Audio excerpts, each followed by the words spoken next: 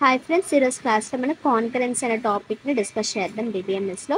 So concurrency అంటే ఏంటంటే, in a single database perform multiple transactions at a time is known as concurrency. అంటే ఒక single డేటాబేస్లో multiple transactions అనేవి జరగాలనుకుంటే, for example ఏముంది, ఒక ఫ్లిప్కార్ట్ కానీ ఒక అమెజాన్ కానీ ఏమైనా ఉన్నాయనుకోండి.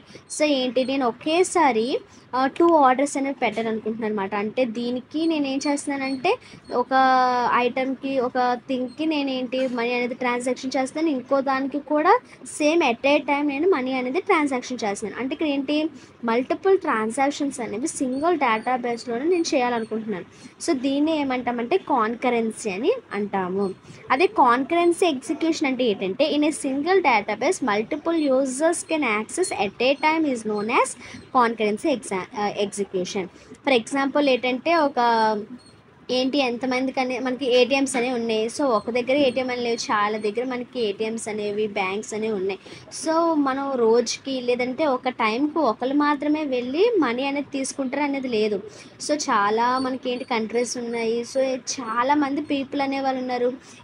సో ఎట్ ఏ టైంలో ఎంతోమంది మల్టిపుల్ యూజర్స్ అనేవాళ్ళు అది అనే దాన్ని యాక్సెస్ చేసుకుంటారు, అవునా.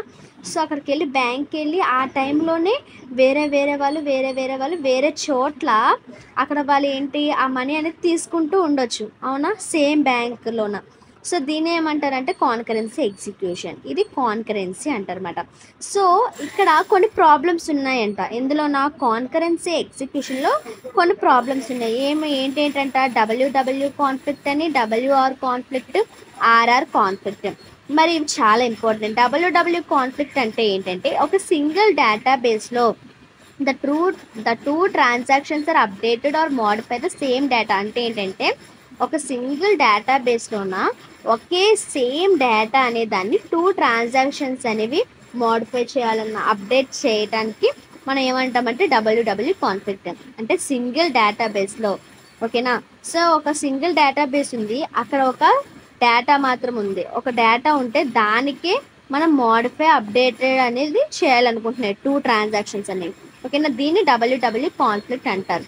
సో డబ్ల్యూఆర్ కాన్ఫ్లిక్ట్ అంటే ఏంటంటే, ఒకే సింగిల్ డేటాబేస్లోన ఒక డేటా అనేది ఉంది. ఈ డేటాకి ఏం చేయాలనుకుంటున్నామంటే, ఒకటేమో ఒక ట్రాన్సాక్షన్ ఏమో మోడిఫై చేయాలనుకుంటుంది, ఇంకో ట్రాన్సాక్షన్ ఏమో రీడ్ చేయాలనుకుంటుంది. అర్థమవుతుందా? దీనికి డిఫరెన్స్ ఏంటంటే, ఇక్కడ 2 ట్రాన్సాక్షన్స్ అనేవి ఉన్నాయి. ఇక్కడ 2 ట్రాన్సాక్షన్స్ అనేవి సేమ్ డేటా అనేదాన్ని ఏం చేయాలనుకుంటున్నాయి, మోడిఫై చేయాలనుకుంటున్నాయి ఎట్ ఏ టైంలో. మరి ఇక్కడ ఏం చేయాలనుకుంటున్నాయి, ఒక ట్రాన్సాక్షన్ అనేది మోడిఫై చేయాలనుకుంటుంది, ఇంకో ట్రాన్సాక్షన్ అనేది రీడ్ చేయాలనుకుంటుంది ఒకే డేటా ఒకే టైంలో, ఓకేనా. ఇక్కడ మనకి ఏంటి మెయిన్గా ఇక్కడ ప్రాబ్లం అంటే, ఎట్ ఏ టైంలోన సింగిల్ డేటాబేస్లోన సేమ్ డేటా అనే దాన్ని వాళ్ళు ఇక్కడ యాక్సెస్ చేసుకోవాలనుకుంటున్నారు కాబట్టి ఇక్కడ ప్రాబ్లం వస్తుంది. అదేవిధంగా థర్డ్ వచ్చేసరికి ఆర్ఆర్ కాన్ఫ్లిక్ట్ అంటే ఏంటంటే, single database the two transactions or read the same data. అంటే ఏంటంటే, ఇక్కడ సేమ్ డబ్ల్యూడబ్ల్యూ కాన్ఫ్లిక్ట్ లాగే ఇక్కడ డబ్ల్యూడబ్ల్యూ కాన్ఫ్లిక్ట్ ఏం చేస్తుంది, 2 ట్రాన్సాక్షన్స్ అనేవి కూడా రెండు కూడా సేమ్ డేటా అనే దాన్ని మోడిఫై చేయాలనుకుంటున్నాయి.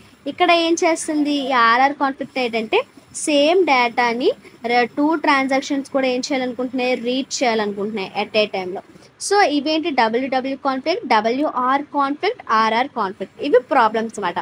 మరి ఈ ప్రాబ్లమ్స్ని మనము కంట్రోల్ చేయటానికి మనం దేన్ని యూజ్ చేస్తామంటే కాన్కరెన్సీ కంట్రోల్ అనే దాన్ని యూజ్ చేస్తాం.